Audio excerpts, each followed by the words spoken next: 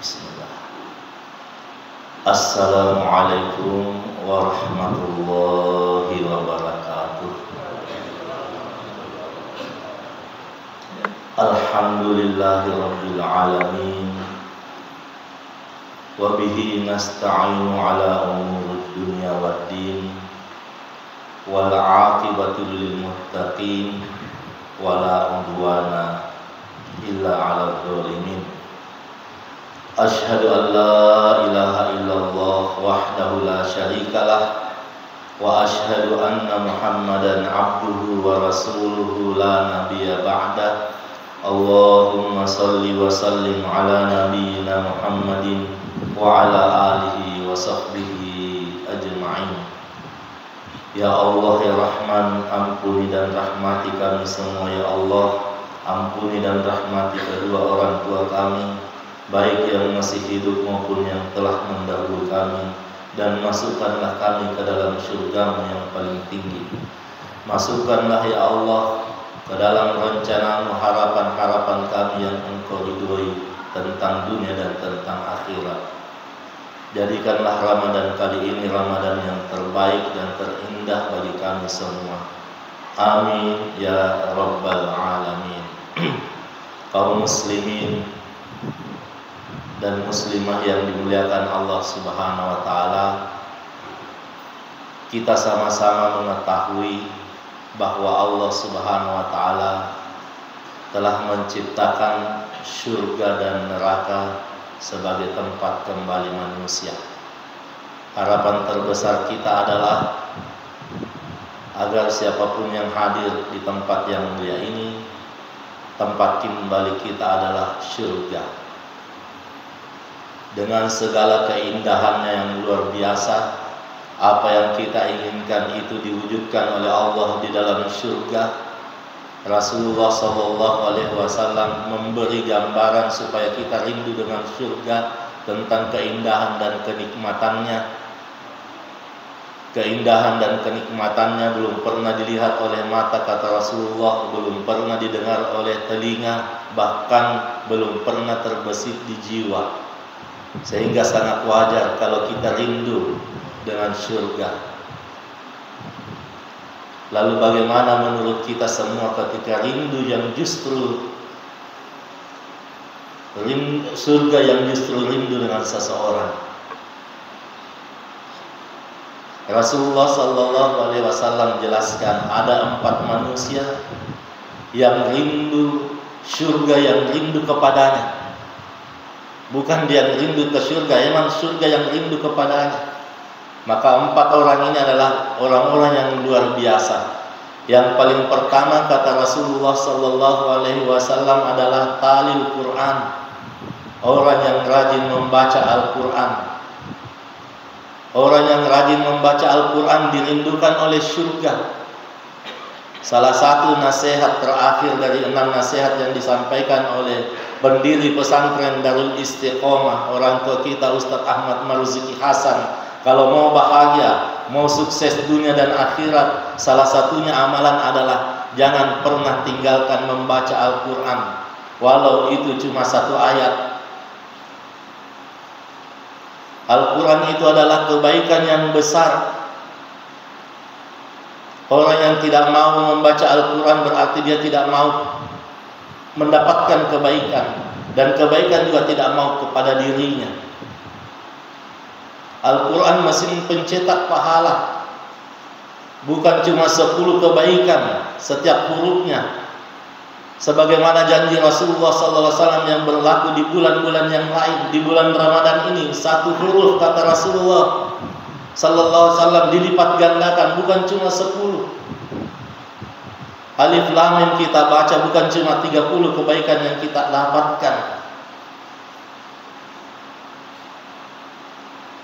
Ketinggalan kalau kita tidak baca Al-Quran. Ketinggalan kalau kita tidak baca Al-Quran.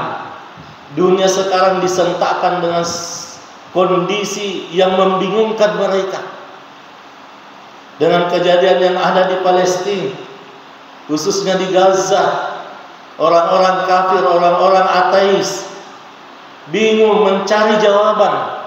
Mengapa masih ada manusia setabah itu, sesabar itu dalam menghadapi musibah, dalam menghadapi cobaan yang datang dari Allah Subhanahu wa taala? Mereka semua heran, tidak tahu apa jawabannya. Ada orang dengan penuh ketulusan mengucapkan alhamdulillah ala kulli hal, segala puji atas Allah, segala puji bagi Allah Subhanahu wa taala di semua keadaan. Padahal istrinya meninggal, bapak ibunya meninggal, saudara-saudarinya juga meninggal, ada juga bibinya meninggal, anak-anaknya meninggal. Dia tidak ikut meninggal pada hari itu karena dia tidak bermalam di rumahnya. Dengan penuh ketegaran dia mengatakan alhamdulillah ala kulli hal, segala puji bagi Allah atas semua keadaan. Keluarga-keluarga saya setelah syahid, semoga saya bisa menyusul. Ini orang kafir bingung, kenapa bisa seperti ini? Apa jawabannya? Kenapa membuat ada orang setabah itu, yang selama ini yang dia bisa saksikan cuma di film-film, di drama-drama? Ada orang yang bisa setabah itu. Seorang ibu saja ketika bangun di malam hari lalu memeriksa anaknya, kalau anaknya demam itu sudah kegoncangan yang luar biasa. Apalagi kalau mendapati anaknya dalam keadaan mati. Orang-orang Gaza, ada yang luka parah perempuan, pas disuguhkan air kepadanya dia berkata, saya lagi puasa, saya mau syahid ketika saya sedang berpuasa. Orang kafir heran, Ortais heran, kenapa bisa ada setabah ini? Apa jawabannya? Ternyata setelah mereka telusuri, jawabannya adalah keimanan. Jawabannya adalah Al-Quran. Apa yang dilakukan oleh mereka? Banyak dari orang-orang ateis, orang-orang kafir, Nasrani, bahkan Yahudi sekalipun berlomba-lomba membeli Al-Quran lalu membaca. Dan tidak sedikit dari mereka akhirnya memeluk agama Islam, bersyahadat. Inilah yang membuat orang yang tabah. Makanya tidak ada orang yang sedih, tidak ada orang yang gelisah. Kalau dia baca-baca Al-Quran, maka kesedihan dan kegelisahannya ditukar menjadi ketenangan oleh Allah Subhanahu wa taala. Bahkan pernah ada orang gelisah tingkat dewa mungkin.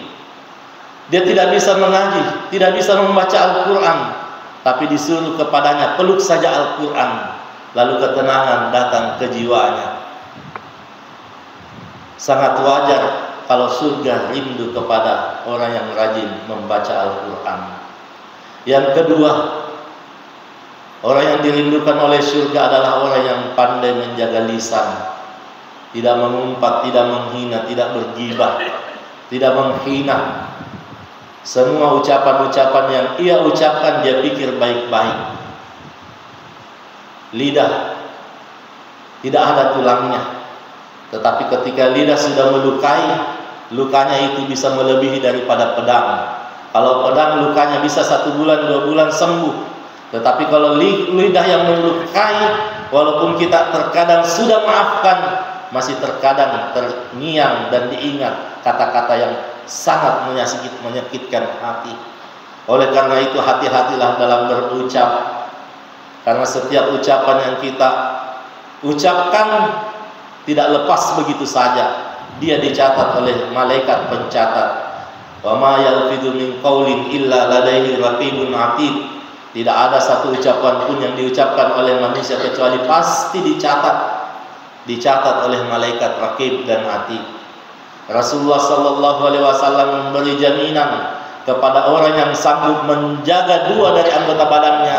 Yang pertama lisan, dan yang kedua apa yang ada di antara kedua pahanya. Kata Rasulullah, saya jamin untuknya surga. Dan yang ketiga, orang yang dirindukan oleh surga adalah wa'atimut ta'am, orang yang rajin memberi makan kepada orang miskin, anak yatim. Sesungguhnya kita diberi rezeki oleh Allah, ditolong oleh Allah.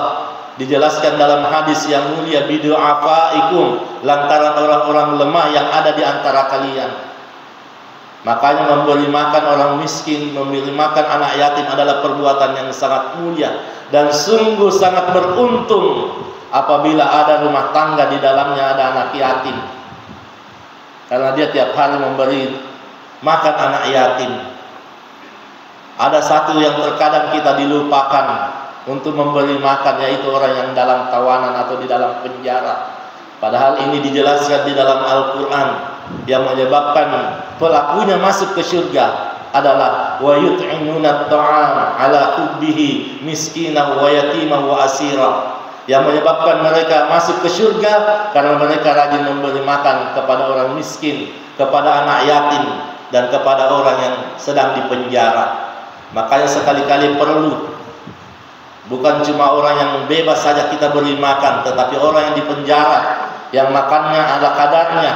Bagaimana agar di bulan yang istimewa ini juga dia bisa merasakan makanan-makanan yang lezat.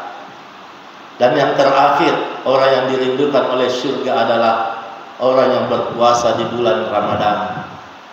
Makanya kita harus bersyukur dengan adanya bulan Ramadan ini. Dengan berpuasanya kita pun dirindukan oleh surga.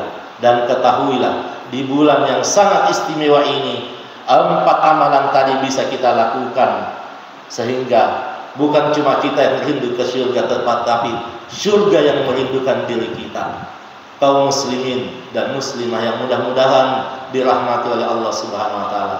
Saya kira demikian renungan singkat ini, mudah-mudahan ada manfaatnya, dan kami berdoa kepada Allah Subhanahu wa taala agar siapapun yang ditakdirkan hadir di tempat yang mulia ini, kita semua dikaruniakan oleh Allah Subhanahu wa taala surga sebagai tempat kembali.